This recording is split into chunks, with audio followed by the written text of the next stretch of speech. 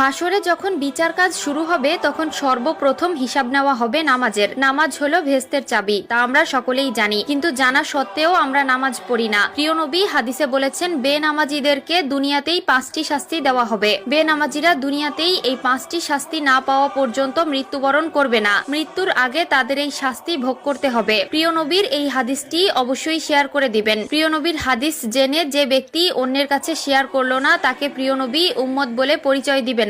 আমরা জানবো এবং অন্যকে জানাবো। এবং আপনি যদি প্রিয় নবীর উম্মত হয়ে থাকেন তাহলে অবশ্যই আলহামদুলিল্লাহ কমেন্ট করবেন। তো চলুন বেশি কথা না বলে শুরু করি আজকের ভিডিও। আজকে আমরা জানবো বেনামাজি ব্যক্তিদের দুনিয়াতে কোন 5টি শাস্তি দেওয়া হবে। বেনামাজি ব্যক্তির সর্বপ্রথম যে শাস্তি হলো সেটি হলো তার কোনো দোয়া কবুল হবে না। সে আল্লাহর কাছে যতই দোয়া করুক না কেন তার কোনো দোয়া আল্লাহর দরবারে কবুল হবে না। 2 নম্বরে যে শাস্তির কথা বলা হয়েছে তা হলো তার নেক কাজের কোনো বদলা দেওয়া হবে না। প্রিয় দর্শক, ধরুন আপনি কিছু পাওয়ার জন্য নেক আমল করলেন, কিন্তু আফসোসের বিষয় আপনি যদি বেনামাজি হয়ে থাকেন আপনার নেক কাজের কোনো ফল আপনি পাবেন না। 3 নম্বরে যে শাস্তির কথা বলা হয়েছে তা হলো চেহারা থেকে নেককারদের নূর উঠে যাবে। প্রিয় দর্শক, জন্মগতভাবেই আল্লাহ তাআলা কালো, সুন্দর, অসুন্দর সকলের চেহারায় একটি মায়াবী নূর দিয়েছেন, কিন্তু নামাজ না পড়ার কারণে তাদের চেহারা থেকে সেই নূর উঠে যায় এবং দেখতে দেখতে একসময় চেহারার অবস্থা ভয়ঙ্কর হয়ে যায়। যার চেহারা থেকে আল্লাহর নূর উঠিয়ে নেয় তার প্রতি মানুষের কোনো মায়া মহব্বত থাকে না। 4 নম্বরে যে শাস্তির কথা বলা হয়েছে তা হলো তার জীবনের বরকত উঠে যাবে।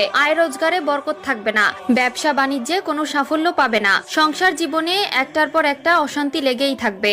যতই ইনকাম করে ততই মনে হয় যেন কোনো সফলতা পায় না। এর মাধ্যমে বোঝা যায় আল্লাহ তাআলা তার জীবন থেকে নেক বরকত ছিনিয়ে নিয়েছে। 5 নম্বরে যে শাস্তি দেওয়া হবে তা হলো কোনো নেককার বান্দাদের দোয়ার মধ্যে তার কোনো হক থাকবে না। যে ব্যক্তি বেনামাজি তার জন্য যদি কেউ দোয়া করে সেই দোয়ার ফল সে পাবে না। এমনকি ওই বেনামাজি নিজের জীবনের দুর্দশা দূর করার জন্য যদি কোনো আলেমকে এনে দোয়া করায় সেই দোয়া আল্লাহর দরবারে কবুল হবে না, কারণ বেনামাজির জন্য নেককার ব্যক্তিদের দোয়া কবুল হয় না। নামাজ হলো সকল জীবনযাত্রার মূল চাবিকাঠি।